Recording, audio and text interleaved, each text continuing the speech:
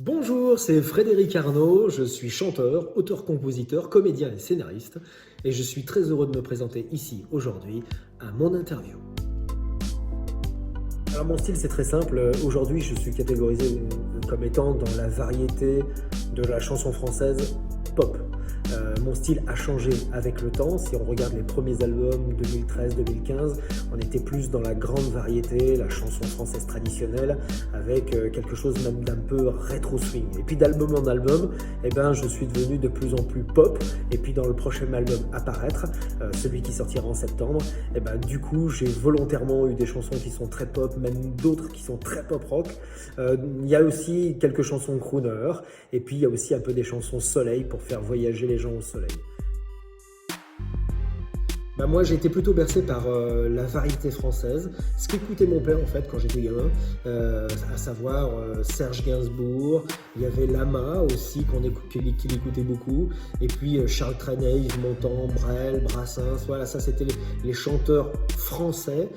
Mon père a été vraiment bercé aussi là et ça a été bercé mon enfance. Moi après adolescent, et évidemment bah, comme tous les adolescents, j'étais plutôt à l'époque très très fan de Jean-Jacques Goldman, je l'ai été pendant enfin je le suis toujours d'ailleurs. Et puis il y avait Indochine, et puis voilà, j'écoutais Queen, j'écoutais tous les chanteurs de l'époque étant adolescent. Bah, les projets en cours, ils sont nombreux parce que à la fois je sors des singles tout au long, et c'est un projet que nous avions, mon éditeur et moi, puis mon équipe, d'avoir à sortir des singles tous les 2 mois pendant toute l'année 2021, ce qui va même se transformer sur la fin de l'année avec un single qui sort tous les mois, et puis l'album bien sûr, l'album qui sortira au mois de septembre, qui s'appelle Je vis dehors, et ça c'est l'ensemble de mes projets. Il y aura également un recueil de poèmes, parce que j'ai pas écrit que des chansons, j'ai écrit aussi des poèmes, des poésies, voilà. Donc c'est aussi ça, ces sorties-là, et puis c'est vrai qu'avec chaque single, il y a des clips vidéo, donc il y a des tournages, etc. Donc voici tous les projets qui sont en cours pour cette année 2021.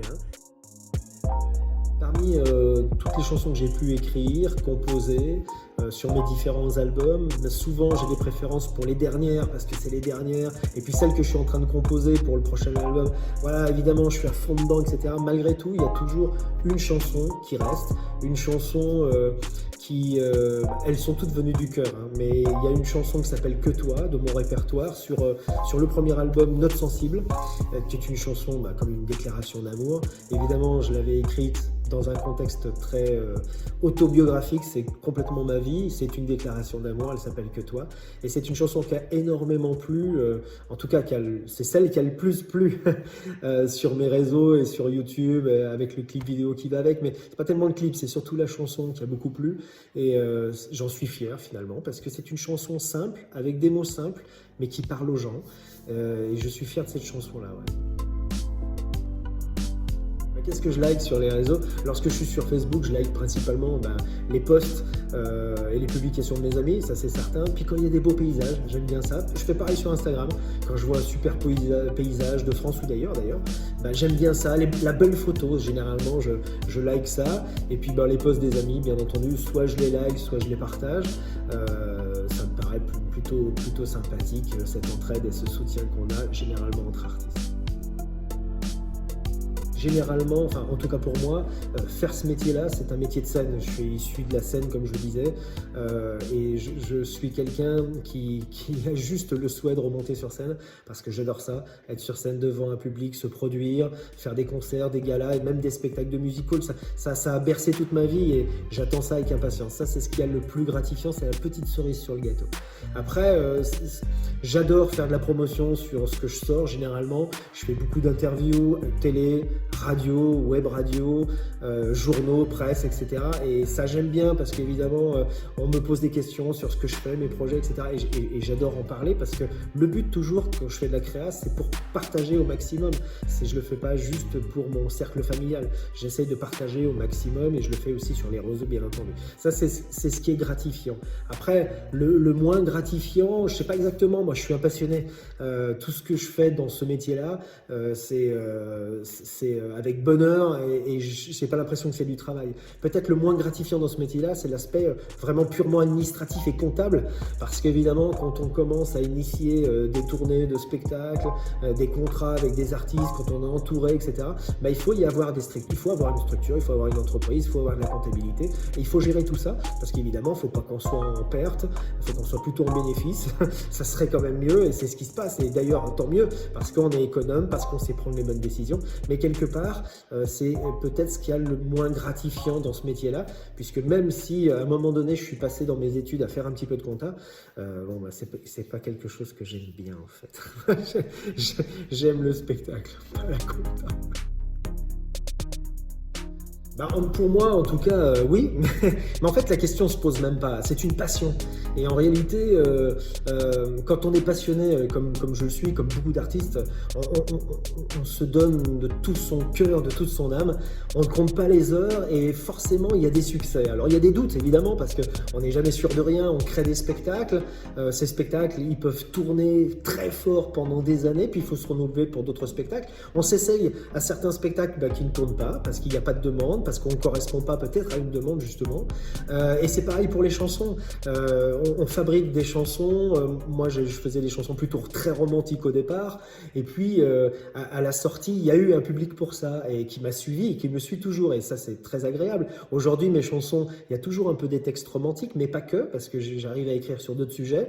Et le style est devenu un peu plus pop, rock. Et du coup, le public m'a suivi. Mais voilà, c'est plutôt une chance. Et puis, je pense qu'il évolue en même temps que moi aussi j'évolue. Vivre de sa passion, c'est pas forcément quelque chose de facile dans la vie de tous les jours, pour une vie familiale par exemple, parce que moi qui suis un passionné et qui depuis plus de 20 ans est parti en tournée sur la route, etc. Bon, c'était pas très facile de combiner une vie de famille avec une vie de tournée où on est tout le temps sur la route, parce qu'il y a beaucoup plus de routes que de moments sur scène, on est bien d'accord. Et du coup, c'est vrai que quelque part, on est plus souvent sur la route qu'à la maison. Mais donc ça, c'est pas forcément facile dans la vie de tous les jours. Financièrement, après, quand on tourne, ça va, ça fonctionne et on vit de sa passion. Et ça, c'est super. Quand on a 20 ans de carrière, forcément des souvenirs artistiques, on en a des super bons comme des moins bons. Le meilleur souvenir artistique, il date de pas très longtemps. Il y a pas très longtemps, j'ai fait la première partie d'Amir. Et à la fois, c'était un super challenge. Alors, je faisais beaucoup de premières parties à cette époque-là. Je ne parle pas de cet été, je te parle de l'été d'avant. Normal. Et en réalité, quand on arrive devant 6-7 000 personnes comme ça, en première partie, on n'est pas forcément attendu, forcément, même si on est en tout petit sur l'affiche. Et le challenge, c'est de faire bouger les gens sur tes chansons. C'est des chansons qu'ils ne connaissent pas, ils ne te connaissent pas, tu as un vrai challenge, il faut aller bosser, il faut y aller, il faut les faire taper dans les mains, il faut les faire chanter avec toi, et ça c'est un super challenge. Je te promets le sel au baiser de ma bouche, je te promets le miel à ma main qui te touche, je te promets le ciel au-dessus de ta couche, des fleurs et des dentelles pour que tes nuits soient douces. Je te promets la clé du secret de mon âme. Je te promets ma vie à mes rires, à mes larmes. Je te promets le feu à la place des âmes. Plus jamais des adieux, rien que des au revoir. J'y crois comme à la terre, j'y crois comme au soleil. J'y crois comme un enfant, comme on peut croire au ciel. J'y crois comme à ta peau, à tes bras qui me serrent. Je te promets une histoire différente des autres. J'ai tant besoin d'y croire encore. Alors, d'abord, je suis en France et je m'y sens bien. Bon, je suis né ici, je suis en plus dans mon univers. Je suis basé à Roanne, exactement entre Lyon et Clermont-Ferrand. Et voilà, ça c'est mon petit coin, c'est mon port d'attache. J'ai ma famille, j'ai mes amis et je m'y sens bien. Mais c'est vrai que j'aspire parfois à d'autres horizons. Et quelque part, j'aurais bien aimé vivre dans un pays un peu plus chaud, avec des paysages un peu paradisiaques, des plages, des palmiers, etc. Et j'ai très souvent pensé à l'île de la Réunion. Alors, je suis pas allé dans cette île de ma vie, en réalité. Je suis allé dans d'autres, pas très loin d'ailleurs, mais je suis pas allé sur l'île de la Réunion. Et j'ai regardé énormément de reportages, vidéos et photos. J'ai des connaissances là-bas. Et je sais pas, chaque fois que je vois des images là-bas, ça me fait rêver. Mais ça me fait complètement rêver. Je connais des gens qui habitent et ils me font rêver avec leur vie là-bas. C'est évidemment pas la même vie qu'ici en métropole, mais l'île de la Réunion, c'est vraiment un endroit, même si c'est un territoire français, bah, c'est un endroit où j'aimerais beaucoup aller, vivre et pourquoi pas bah, y passer mes vieux jours. Oui, bon, on peut se quitter sur un petit extrait, effectivement. Alors, un petit a cappella du dernier single qui est sorti au mois de mars dernier, qui s'appelle Je vis dehors, que j'ai écrit et composé en mois de mars-avril 2020, donc lors du premier confinement. Je vis dehors, qui est une chanson d'espoir, puisque, bah, vous le savez, à l'époque, on était à l'intérieur, un peu, on se sentait un peu prisonnier et on souhaitait vivre dehors et c'était vraiment au fil de mes pensées. Et cette chanson, ça fait: faudra-t-il au matin, au petit jour m'enfuir, les paupières lourdes de mes souvenirs, traîner mon ombre hors du bocal, quand le soleil ouvrira ses pétales, au-delà des voiles, des murs invisibles, de ce va-et-vient entre le jour et la nuit. Il n'y a que le vent qui se promène ainsi, dehors serait-ce le vide, quand le silence dort, le silence dort, le silence dort. Mais même si tout a changé, un oiseau chante encore au fil de mes pensées. Je vis dehors, je vis dehors, je vis dehors. Merci beaucoup, merci de m'avoir écouté. Je vous embrasse très fort. Prenez soin de vous et à très très bientôt. Tout bien pour vous. Ciao.